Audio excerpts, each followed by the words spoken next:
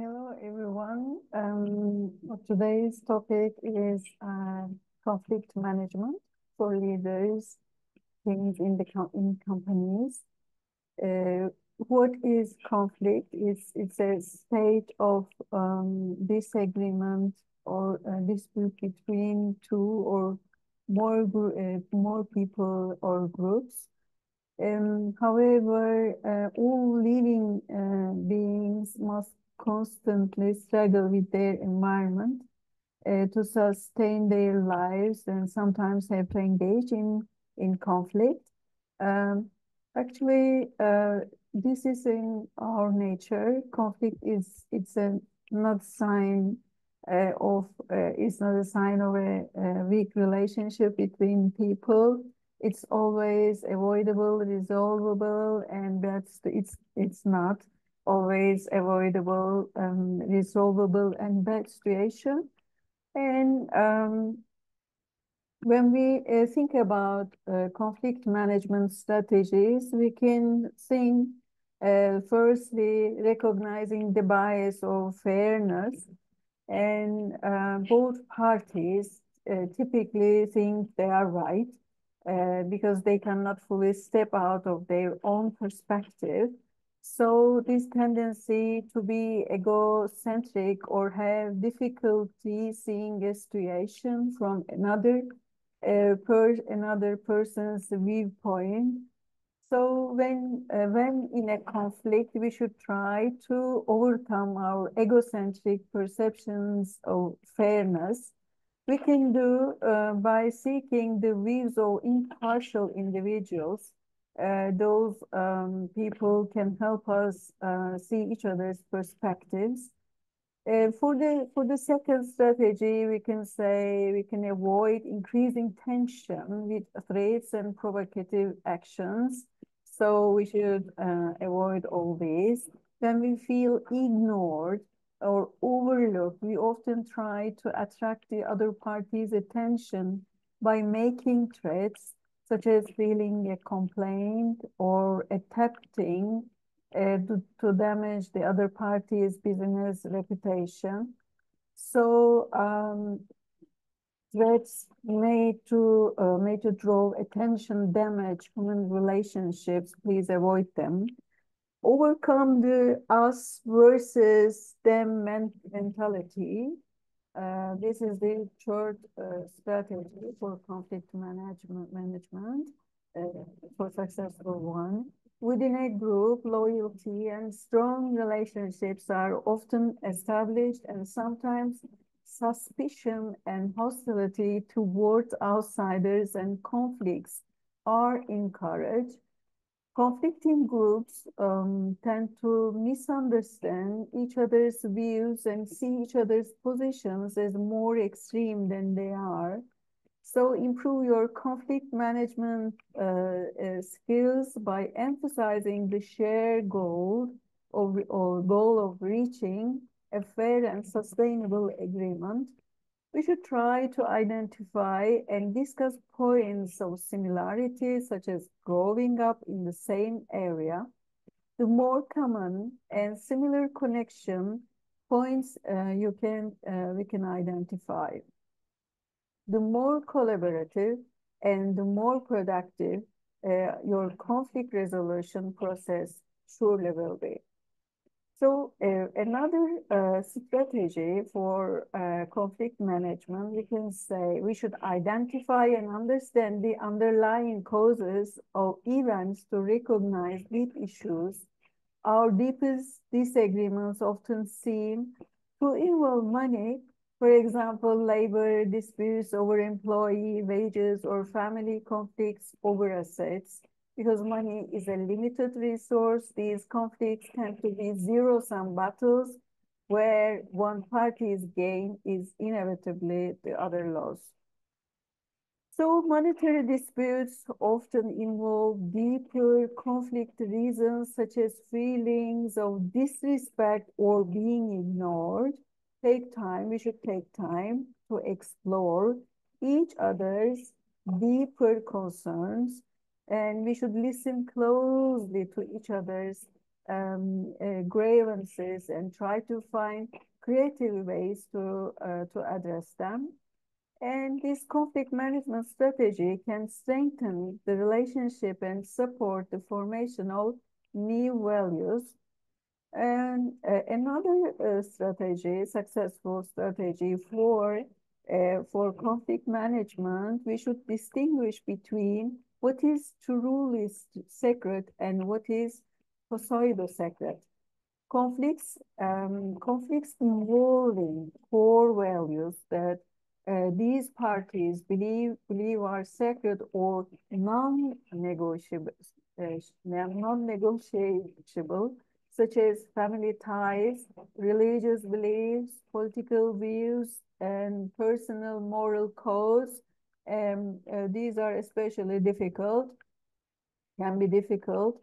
The case of two siblings, if I give an example, the case of two siblings who disagree on whether to sell their deceased parents' farm.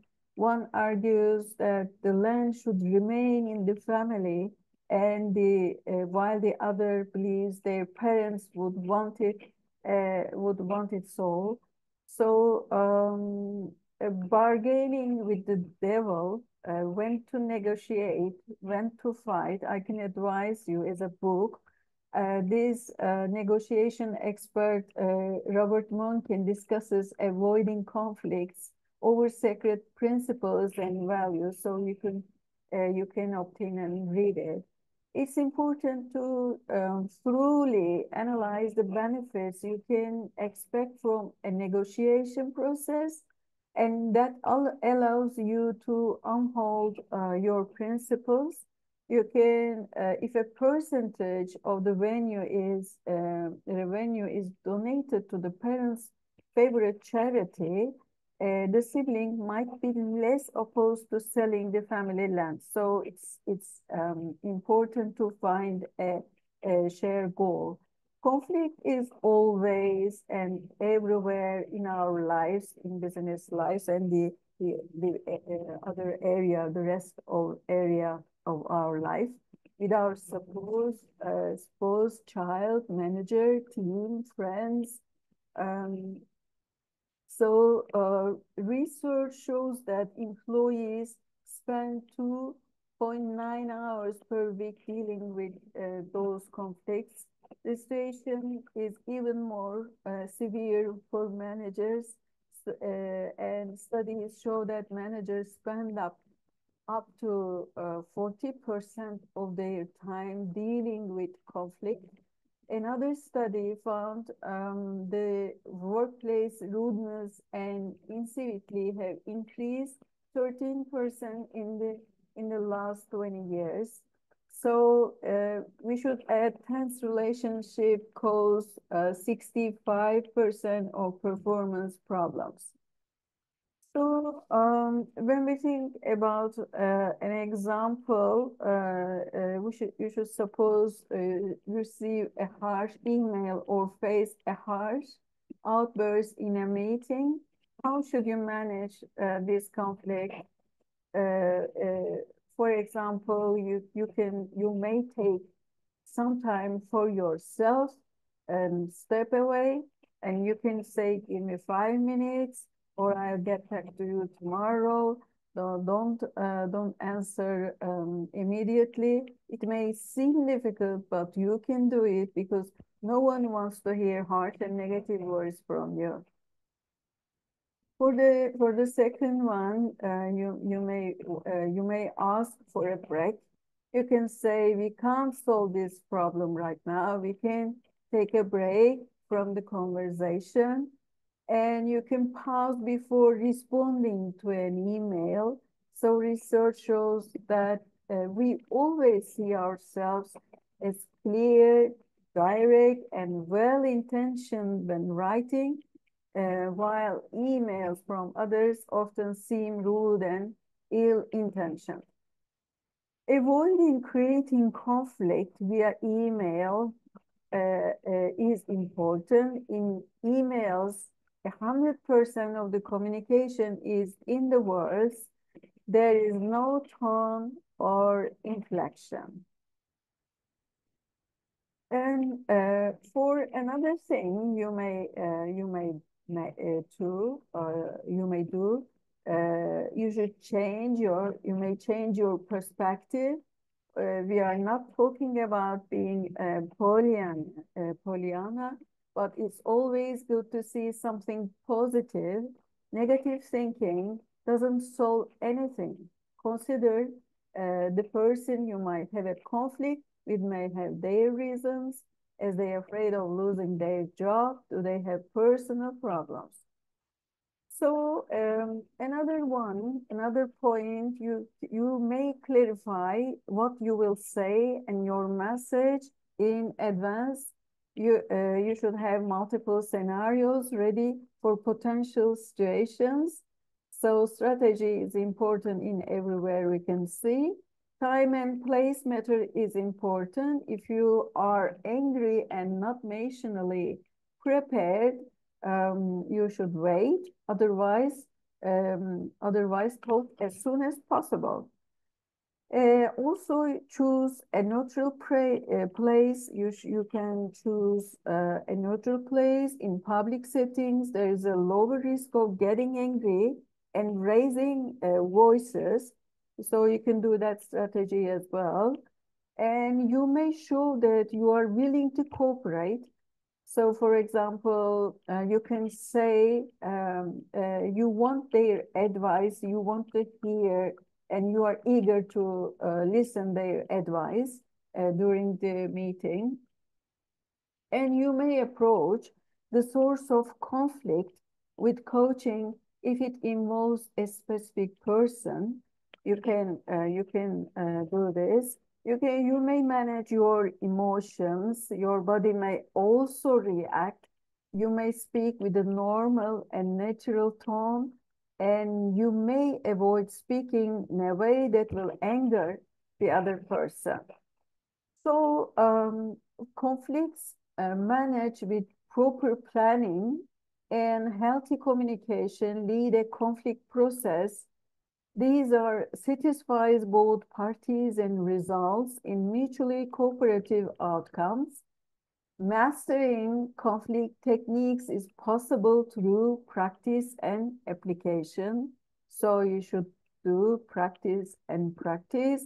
This experience is important, this competency, which will more than repay the learning and practice it requires, strengthens the manager's social skills like listening, like observing, like empathy, and supports them in becoming a conciliatory, effective, and successful business person. So for the company's management, for their leaders, it's crucial to get these competencies in their leaders team. So you may get support, you may get training programs or consultings on these topics. So it will help. It will help to your company's success. I can say it's crucial. And adding to this, if you need management consulting services in human resources and all management consultancies and training and coaching, please apply to us. Thank you so much for your listening. Have a good day. Bye bye.